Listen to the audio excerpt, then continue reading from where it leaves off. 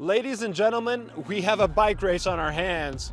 2025 Vuelta España up here at around 1,700 meters or so at the top of the Farrapona, deep into the heart of the region of Asturias, up in the north of Spain. And at the end of stage 14, well, it's UAE taking yet another win. No, not with Almeida, not with Ayuso, not with Vine in the Mountains jersey, this time with Marc Soler, celebrating on his wife's birthday. Going solo on the Farapona climb, windswept, headwind about midway up, keeping it enough time to the line despite the breathing down his neck by second place on the stage. I think around 30 seconds there. You're seeing the stage results on the screen right now by Jonas Vingegaard, who outsprinted, outkicked João Almeida at the line to get the crucial bonus seconds, 10, 6, 4. So you get an extra 2 seconds over João Almeida for that kick that Jonas has been perfecting over the offseason. And as it is now, well, it's Vingegaard in the race leader's jersey. Almeida around 40 seconds back. We had to go back to Pitcock, who defended his third place overall quite well today. Stays there around 2.5 minutes, and another 30 seconds back to Jai Hindley, who threw down a few attacks today. And we're going to get to that and all the action that happened out there in Asturias. And what a great region. I've been lucky enough over the years to stay in Oviedo, the capital of the region. Beautiful town with this unique architecture. Statue there to Woody Allen. Also, I saw it this morning, statue to Samuel Sanchez, former Olympic champion, I think from Beijing. Hand up in the air. We went back by him as we went up the Naranco climb. I think that's the name of it, Naranco. It used to be a one-day race up there. Saw Sammy Sanchez, also saw Sammy Sanchez on the podium here at the finish, who was talking to the crowd. And I had a good run up the Naranco. Sun coming up over the horizon. Good kilometers, I think about 13, and logged in the bag. In a place that's historic, especially if we're talking about cycling in this region of Asturias, where Sammy Sanchez is from, and he rode for the Basque team, Estel Escadi, for many years. You'll remember him back in the day, attacking. He had that style, could win the Ardennes, could win an Olympic road race, could do it all. Today, 24 riders up in that move. Key satellite riders. Red Bull had Nico Denson there. They had some other riders in there as well. Stacked in there also UAE Team Emirates with Marc Soler, remember our stage winner.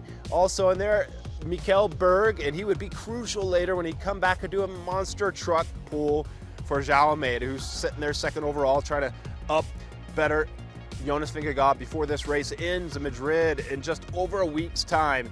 Other satellite riders, yes, up in their position as well. Team riders from Lidl Trek. We also saw Kevin Vermarke from DSM, well, now called Post Picnic NL, up there in the attack so often. He even told us afterwards today that he's going to try it again tomorrow. For a moment on the final climb today, he did have a shot. He was second overall, third overall on the road, but it's still Soler up the road. We had two categorized climbs on the day before we got to this final climb, and those climbs really saw the thinning out of the riders in the main pack and up the road. We saw attacks go up the road from Garofali. James Shaw really kicked out as we were heading towards the Farapona, and back in the back it was João Ayuso doing his teamwork there in the dictatorship of UAE, dictatorship Emirates. Just kidding, Juan, we know it's not a dictatorship, you explained that the other day. João Ayuso doing his work and dropping off relatively early for who's supposed to be the next big GC star, one of the big GC stars coming out of Spain. Still only 22 years old. It's quite amazing. 2-stage wins in this Vuelta España, adding to the tally of UAE Team Emirates stage wins. We're going to get to that here towards the end here. Now, the escape comes into this final climb. Soler had been drifting on and off of this escape group, but finally it was whittled down so much, and he made his move in a climb that was just beaten by the headwind all day up the climb. When we drove up the climb, great fan turnout today. A lot more fans, I think, than what we had there on the Angleroo just yesterday in stage 13. Today, the fans were out here in Asturias to support the riders up the climb, but the headwind kind of nullified the racing in a sense. Now, Visa Melissa bike with its riders, Wilco Kilderman, Wilco Man, Dylan Van Baller, they were pulling all day on the front to set things up. Then they got there to the base of the climb. Ving was well protected with Tulit, who's been climbing. It's really found his climbing legs. Kus, Jorgensen, the boys were in there. It was UAE came to the front in the crucial moments of this climb. Now, despite having Soler up the road, João Almeida was well protected in this group because we had Mikkel Berg who had dropped back. We had Jay Vine there in the polka dot jersey of best climber. We had Felix Groschartner. He was the last man for João Almeida. Things were getting whittled down. The riders one by one were dropping off. And finally it was down to Felix Groschartner. Mikkel Berg, who dropped back, was that satellite rider, did that move, and then up the road. Soler at one point had 3 minutes, was down to 2 minutes, and by the finish he only had 47 seconds, but we knew he was going to win the stage. Near the top, well, UAE wasn't going to pull back the time of Marc Soler.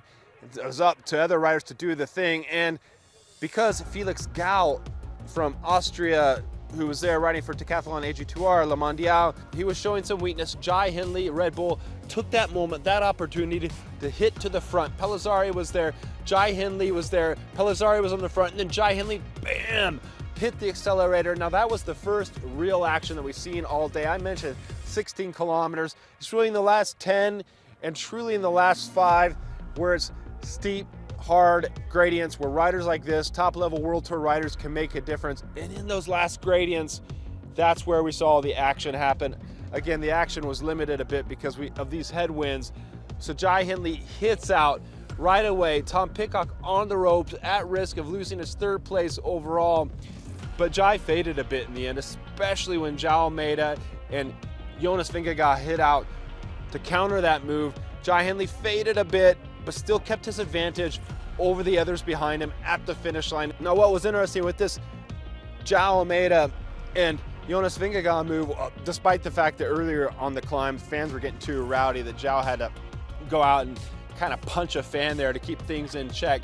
But in that final, we thought João Almeida would get the better of Jonas Vingegaard when we came to the line, as he had done on the Anglerud stage. But remember, as I said at the start of the show, the Danish star, 2-time Tour de France champion, has been working on a sprint over the winter. You could really see that already starting with the Dauphiné, and he has that punch, and he showed it there, getting those bony seconds over João Almeida at the finish line. But the big story of the day is Marc Soler is up the front in his team domination. Out of the 14 stages, they pick up 7 in this Vuelta España. Now that sets a record all-time for team stage wins in the Vuelta España. You have to go back a few years ago, I think it was Wiesmann that picked up 5 stage wins, but this is super team power. What does this mean? What does this mean for João Almeida and his chances to win the overall? Well, frankly, again, I think the team is using too much energy if they need to protect and work for João Almeida, who's there around 40 seconds. And we're looking at the GC now on the screen. We can dissect the GC now. If João is able to strike and is able to have the red jersey over Jonas Vingegaard, will Jay Vine, will João Almeida, will Marc Soler still have the energy in the tank after really blasting themselves on these stages, especially Marc Soler today in the headwind, to pick up the stage victory? It was a brutal day of racing out there. Wins all coming down the road. Jonas Vingegaard showed he's still in control of this race. Tom Pidcock showing strong that he can handle, managed 3rd place, and he commented on UAE's team ride, and I said, would it be great to have a team like that? He said, well, then wouldn't it be so interesting? It wouldn't be so challenging, and I wouldn't have to fight so much. Tom took it with a laugh. I asked the same question to Jonas Vingegaard. Would you rather have a team like this winning 7 stages or your team? And he says, well, I don't want to comment on other teams. And it was hard to pull out a little quote, a comment from Jonas to kind of get him going, but we couldn't do it. He said, I'm happy with how my team's working. We got some critical days to come. Tomorrow, the final day before the rest day, it's UAE Team Emirates dominating 7 out of the 14 stages, 7 out of 13 if you don't count the nullified Bilbao stage. In control of this 2025 Vuelta España, Marc Soler on top, Farapona.